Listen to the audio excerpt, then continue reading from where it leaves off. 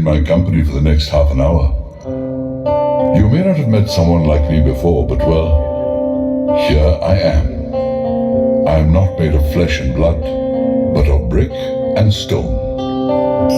My voice and my step may be youthful, but I've stood on this hill since the 19th century. My life has not just been mine, it's also the life and the story of Shimla. I am Bantony. I am this historical mansion.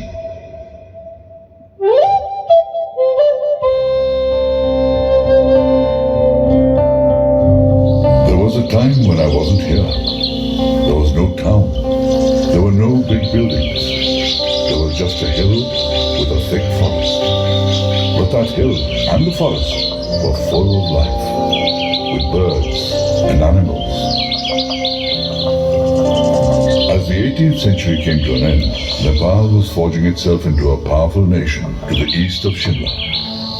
Within the first decade of the 19th century, the Gurkhas of Nepal had captured a portion of today's Himachal Pradesh. In these hills, some local rulers lost their kingdoms to these hardy warriors. What should we do, my king? Even if a stone hurts their feet, they will go on till it is ground to powder. The British have entered India. Their East India Company is very powerful and has a huge army. Let us ask them for help. Help them? Whatever for? The directors of the East India Company do not pay us to help people. We are here to make money for the company's shareholders, and not to help someone in those distant hills.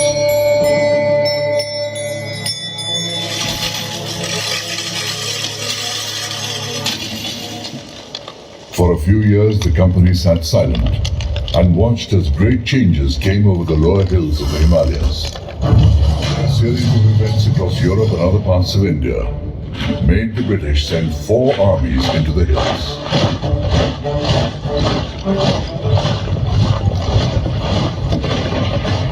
Here, witnessed mixed battles and civil strife. The hill rulers and the British were victorious. The wars came to an end. Within a couple of years, officers from the East India Company's army began exploring these hills. What a delightful place. Look north and you see the magnificent snow-covered mountains. All around are thick forests, grassy glades, and streams of clear water. Why not build a house here, sir? You can discharge your duties better in these hills compared to Sabatu, which is so awfully hot in summer. Ha! Splendid idea! We shall build a house on that wooded rise. What's that? Some decades before I appeared in 1822, Captain Charles Pratt Kennedy constructed the first permanent house in what was to become the town of Shimla. One happy guest at Kennedy House in 1831 was the French botanist Victor Jacquem.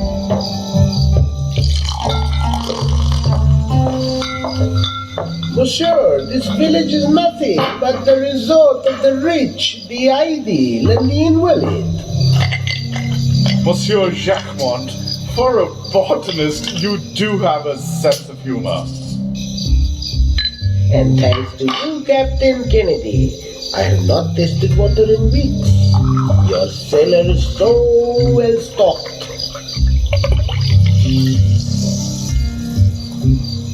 Within a few years, the hospitable Kennedy had more significant guests. The Governor-General, Lord Amherst, arrived in 1828. The following year, the Commander-in-Chief of the British Indian Army, Lord Combermere, arrived in what was still a little tiny village.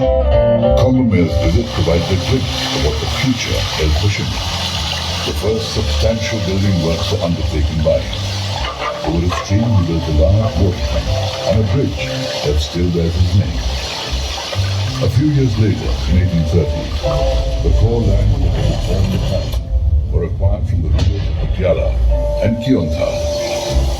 It seems the ground was being prepared for my arrival. By 1831, there were 60 houses in this place, whose name is variously reported as Shimla, Shimla, or Shimla. The name could have come from a small temple covered with slate, Shimalaya, or from the local deity, Shamla Devi. But this is something that has been lost in the mists of time. It is something we will never know for certain.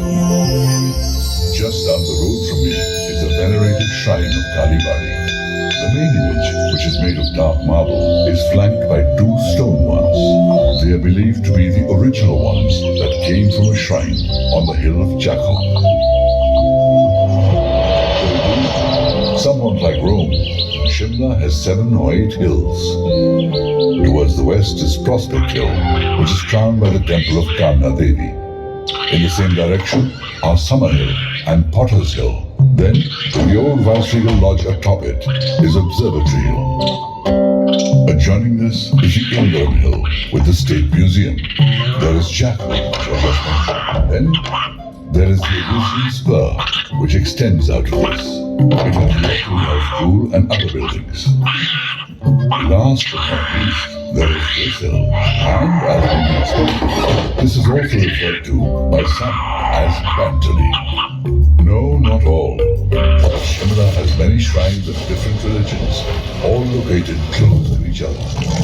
Christ Church is the oldest church in Shimla, and is on the ridge. It appears almost like the town's signature over the skyline.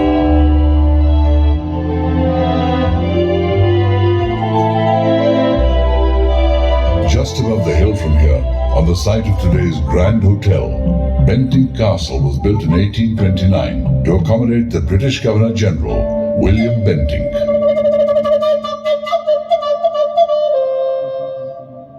Located a little below, Bantony, where we sit now, was also named in his honor.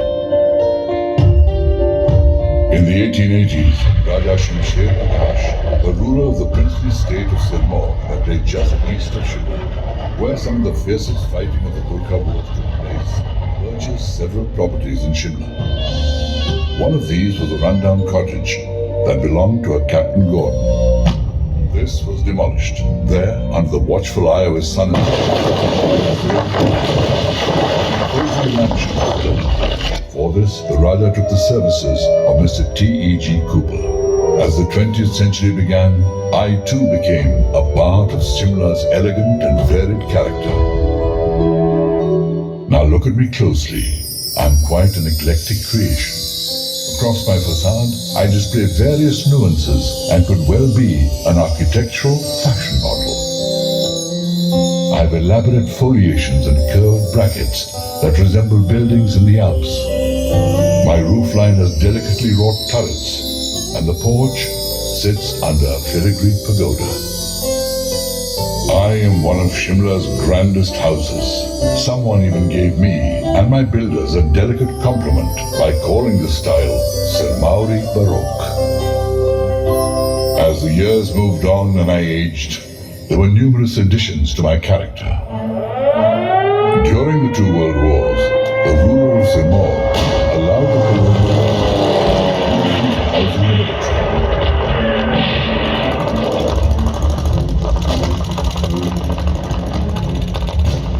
During the Second World War, here lay the prisoners of war section. This was attached to all India radio for handling messages of mostly Italian prisoners who were interred near Dharamsala. Just after independence, the respected newspaper The Tribune, which had been based in Lahore, began functioning here, till it was shifted to Chandigarh. And oh yes, did you notice the railing outside which depicts the coat of arms of Sirmaur? These railings were cast in the iron foundry of Nahar, which is the capital of Sirmaur, and this foundry was one of the first industries to come up in the north.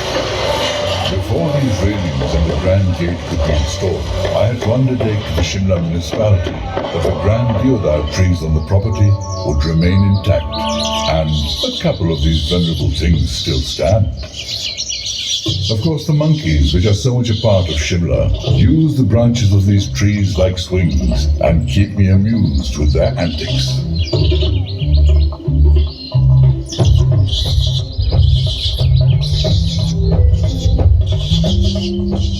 Just before India's independence, I was handed the Maharaja of Darbhanga. In 1957-58, the Maharaja of Darbhanga, Sir Kamleshwar Singh, gave this property on rent to the Punjab government. In the initial days, many departments of the Punjab government and later the Himachal police stayed here for many years. But Shimla is so grand, it is called the Queen of the Hill Stations. Across the road from me is the telephone exchange and the telegraph office. This was one of the world's first automatic telephone exchanges. Not far is the YWCA. The site once held the weather office.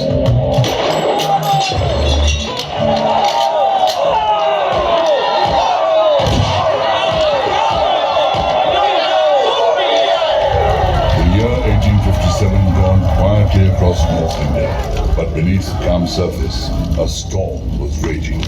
That storm would turn into the first war of independence. It would strike at the very roots of the East India Company's bloody and ruthless rule across India. The servants have just heard in the bazaar the men in the Juto cantonment near Shimla have also become mutinous. Utter rubbish! They will always remain true to their salt. They will not rise against us. The Shimla, where many years since gathered, created a stone's throw from here and now holds the Grand Hotel. While Shimla remained largely unaffected by this great uprising against the injustices and deception of the British in India, the rest of the country changed dramatically. The retribution was terrible, and whole villages were set alight. The old powerful and rapacious East India Company ceased to exist. Its powers and functions were transferred to the British Crown. The head of the government in India was now redesignated as Viceroy and Governor General of India.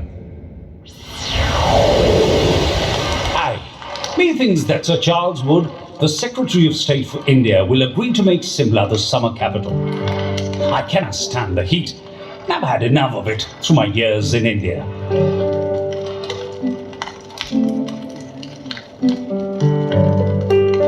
Sir John, we will get more work done here in one day than we could in 10 at muggy Calcutta.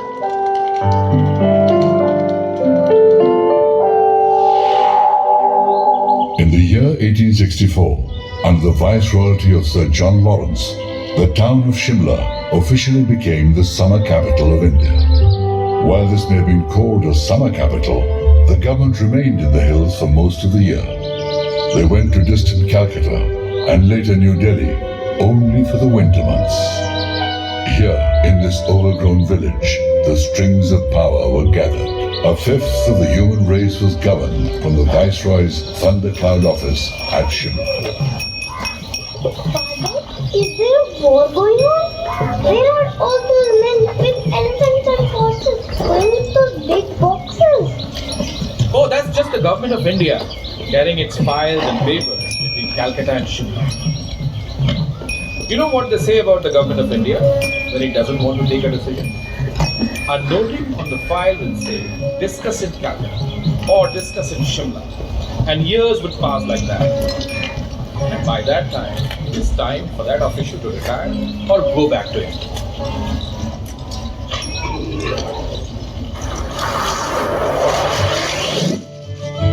If you want to become someone, go to Shimla. If you want to marry someone, go to Shimla. This is the grandest outpost of the British Empire and never ever pass up an invitation to Vice Regal Lodge. To Shimla flocked dashing young men out to seek their fortunes. Here came the grass widows, who were married ladies seeking to escape the heat of the plains and their husbands.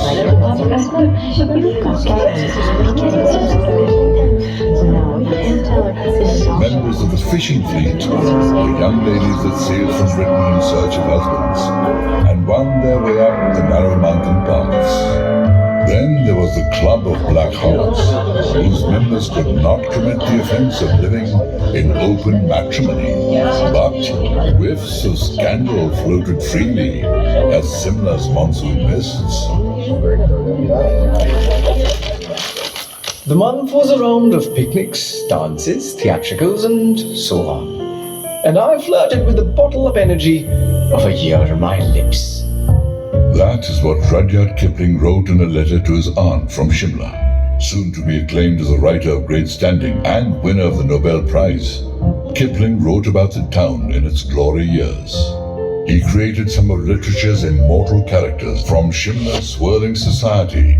It included the famous Mrs. Hawksby. She had, he wrote, the wisdom of the serpent, the logical coherence of the man, the fearlessness of the child, and the triple intuition of the woman. Rudyard Kipling was not the only famous literary name to be connected with this town. Along the years, there was the Nobel laureate and composer of India's national anthem, Rabindranath Tagore. Writers and novelists like M.M.K., Idris Shah, Nirmal Verma, Krishna Sopti, Mohan Rakesh, Bhisham Sani, and Ruskin Bond all have had a Shimla connection. Members of the Amateur Dramatic Club are actors by profession, though some of them take up government employment as a pass-time. No professional company has any chance in Shimla, as the local amateurs will not hire out the theatre. The fact is, they cannot, because they are always rehearsing and changing the cast and eternally squabbling for leading parts. In the early 20th century, this is what the writer Dawes had to say of Shimla's famous Amateur Dramatic Club. Designed by Henry Irving, also the architect of the Viceregal Lodge, a huge Gothic-style town hall was completed in 1887. It housed the Gaiety Theatre and Club, along with other types of establishments.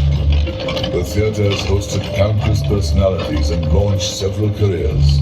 The Viceroy, Lord Lytton, wrote the play Walpole. Founder of the Boy Scout movement, Robert Baden-Powell, and writers Rudyard Kipling and M.M.K. have acted here. Amrita Shergill, the artist, who lived for many years in Shimla, also acted here as a young girl. The singer K.L. Sehgal is believed to have made his first public appearance at the Gaiety. Other names connected with this legendary theatre include the Kendalls, Prithviraj Kapoor, Anupam Kher. An extensive restoration was completed in 2009. Today, the Gaiety Theatre Complex is the hub of Shimla's cultural life.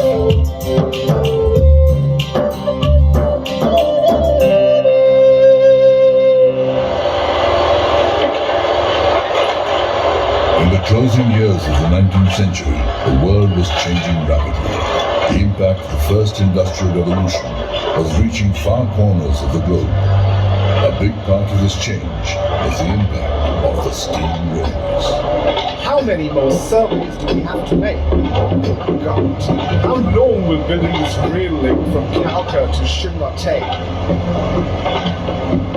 Carry on. We're getting stuck in our troubles and on Sutherland. Sahib, we are told of someone who can help in this. He is a man named Halku. He also worked on the Great Hindustan Tibbet Road, and that was being built in the 1850s. Okay, let's have a word with him and see what happens. Very well, Mr. Harrington. Sir, the rich and powerful were not the only ones to shape Shimla. Thousands of laborers worked on building the Kalka-Shimla railway line. Based on an oral tradition, Balku would have been quite old when the construction of the railway began. He is said to have marched with a tall staff ahead of H.S. Harrington, chief engineer and agent of the railway. indicating the line that the track should take. According to local law, this trace was revealed to him by the Devta, the deity of his village. Some believe that the track, with its 19 stations between Kalka and Shimla, was built on the trace shown by him. Today, the Kalka-Shimla railway line is a UNESCO-inscribed World Heritage Site.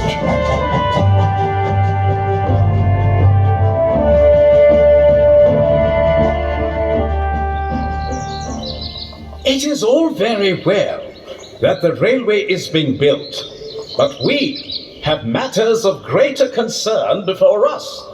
After all, empire cannot be run like a tea party. This is such a perfect summer day at Annandale. Surrounded as we are with these magnificent deodar trees in this delightful glade, and to be seated in the same pavilion as the Viceroy Lord Curzon. Don't you think so, Mr. Young Husband? Absolutely. This is the really magnificent business I come for. While admiring a gymkhana at the glade of Annandale, the Viceroy, Lord Curzon, and Francis Young Husband planned an invasion of Tibet in 1904. Some years before this, another event had quietly taken place at Annandale. Alan Octavian Hume is believed to have been at a picnic there when he thought of creating an organization that he hoped would bring the British and Indians closer. The organization was the Congress, but it went in a different direction and became the spearhead of India's freedom struggle. And a little sidelight, the Durand football tournament, which is played to the present day, began at Annandale. The Durand Line, which separates India and Afghanistan, came into existence here at Shimla. Promises by Britain to give greater representation to Indians in the running of their own country were repeatedly broken. General Dyer, the man responsible for butchering thousands in Jallianwala Bagh, had lived in Shimla for some time. Now, in and around Shimla, the cry for freedom began resounding in the hills.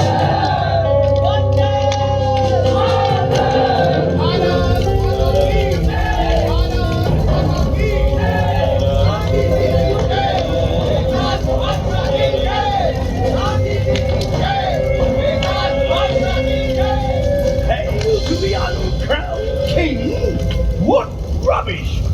Does this ragtag lot expect to remove the world's most powerful empire? Vande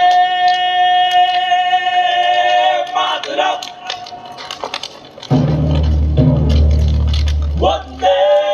As I watched from this hill, the empire of 1,000 years ended within 3 decades. In 1921, Gandhiji was invited to Shimla by the British Viceroy of India, Lord Reading. The meeting was to try to create an atmosphere of calm in India, preceding the visit of the Prince of Wales, scheduled for December that year. The colonial administration had been rattled by the immense wave of opposition created by Gandhiji across the country against the Rowlatt Act of 1919. Under this repressive act, any Indian without any reason could be detained indefinitely. A phrase defined it: no dalil, no wakil, no appeal.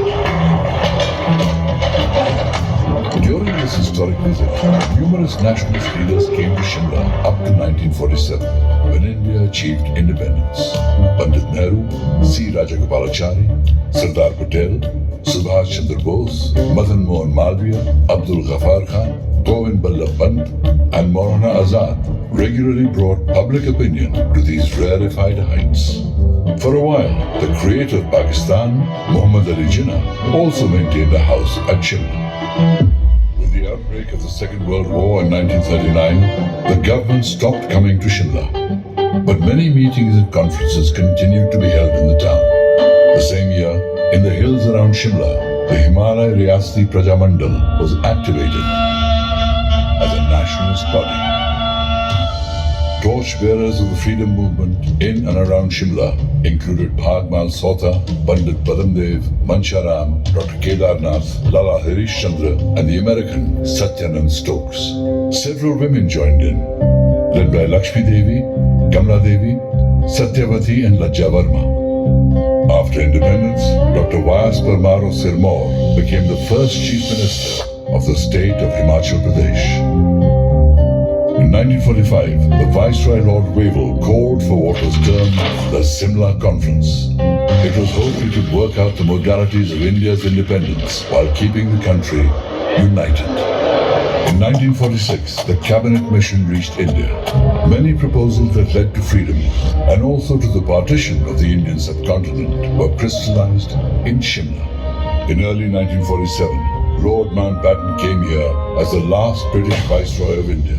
During his time, with sessions conducted at the United Services Club, the Boundary Commission, headed by Sir Cyril Radcliffe, partitioned the country and created the state of Pakistan. On August 15, 1947, India became free of its colonial shackles.